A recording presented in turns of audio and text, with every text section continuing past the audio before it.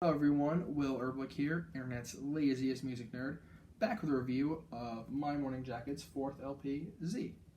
This record was recommended to me by my good friend Dean Cobbs, and while listening to it, the band delivers a pretty unique and influential sound that you definitely hear on more modern psychedelic rock outfits, most obviously, Tame Impala. They're an American band from Kentucky, and they formed around 97 or 98. And originally, they drew many comparisons to Radiohead, which is a sound more present on their previous three LPs. But this one stands out as pretty unique because it kind of blends the homegrown and raw sound of their first three LPs with a more polished and almost darker sound.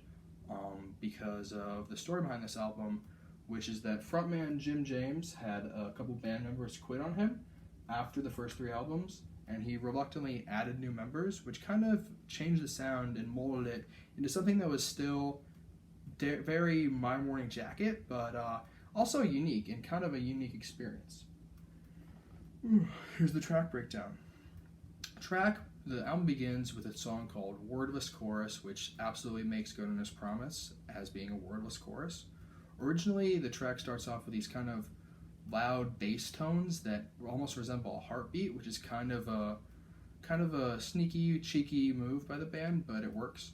And then they start off with Jim James' whisper soft lyrics. This sound ultimately breaks into pure sonic euphoria with the chorus, which is in fact wordless and just goes ooh. It's beautiful. And then the backing vocals are hushed and velvety, but also soaked in reverb, helping that reverb sound feel, which is developed on the first three albums, because it was actually recorded in a barn silo, which kind of created a unique environment to naturally echo. And as the song continues, the reverb builds, and Jim James' velvety vocals build, ultimately divulging into several topics, kind of just the state of humans in 2005 and how he feels about that. And it's ultimately a song about embracing simplicity with such a wordless chorus. After that, the song It Beats For You kind of presents an interesting dichotomy, which begins with Jim James' dreamy vocals, and the instrumental takes on a psychedelic, progressive, layered effect, which is interesting.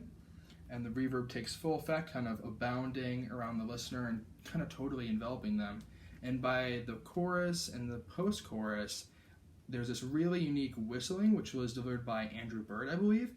And it just kind of puts the listener in an incredible place, thinking, when I listen to it at the very least, it kind of feels like you're in a canyon. There's just all this sonic euphoria around you, whistling around you. It's really, really interesting.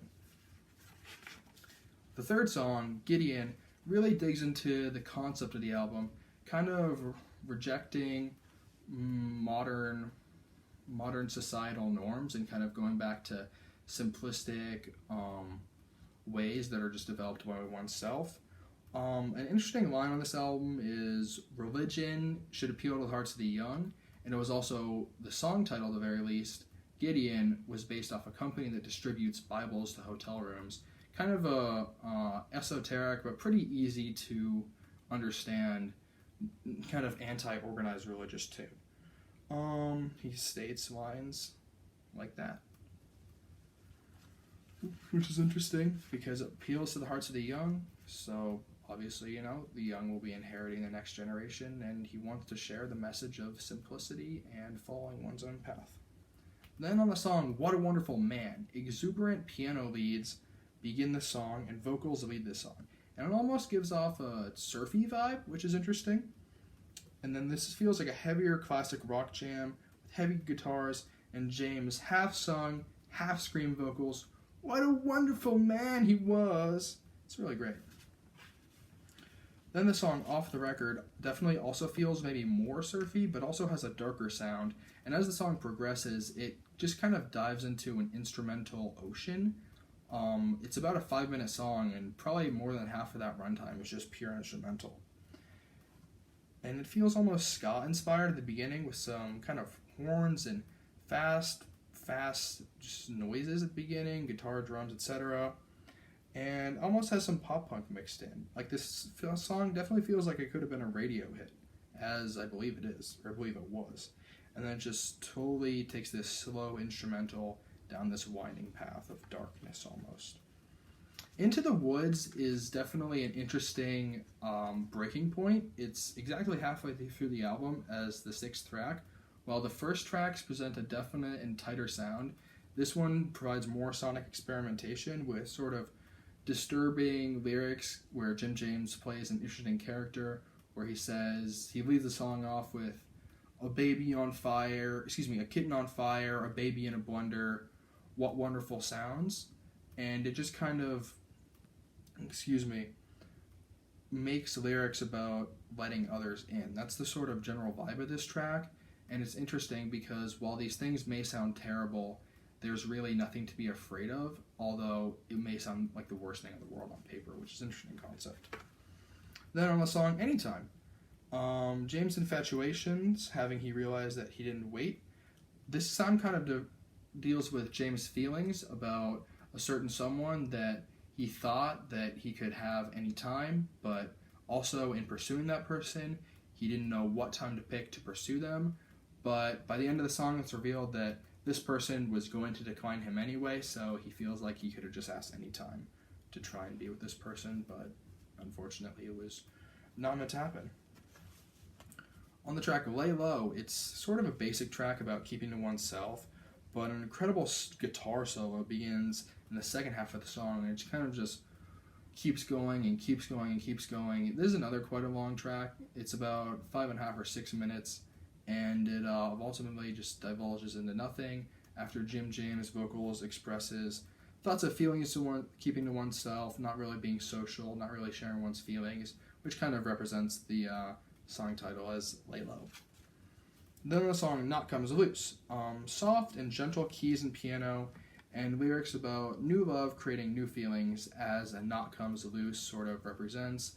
As one is tightly bound and constricted, new feelings like love can absolutely loosen that and make one more open to changing themselves or the world, or how they view the world, which is sort of the concept of this song. And on closing cut, Don Dante, haunting and sparse vocals kind of occupy the track, and then they're punctuated by low-some guitar riffs and keys. And the song goes through several kind of instrument changes at the time. It feels like you're listening to several different songs as the song progresses. It's quite a long track. It's almost 8 minutes. And, vocals about being lost, sort of finding one's way. It's a real interesting track, and it's quite long, punctuated, as I said previously, by some guitar leads, some drum leads, but basically it's just kind of a trade-off between lonesome haunting vocals and guitars and instrumentation that feels sort of like the same thing. And that is that. Overall on this album, it introduces a unique and psychedelic sound that absolutely builds on the sound of the prior 3 albums while delivering something completely new and holistic at the same time. Pretty satisfied with it, and I'm feeling an 8. And that is that. Did you love it? Did you hate it? What would you rate it? Thank you so much. Talk to me in the comments.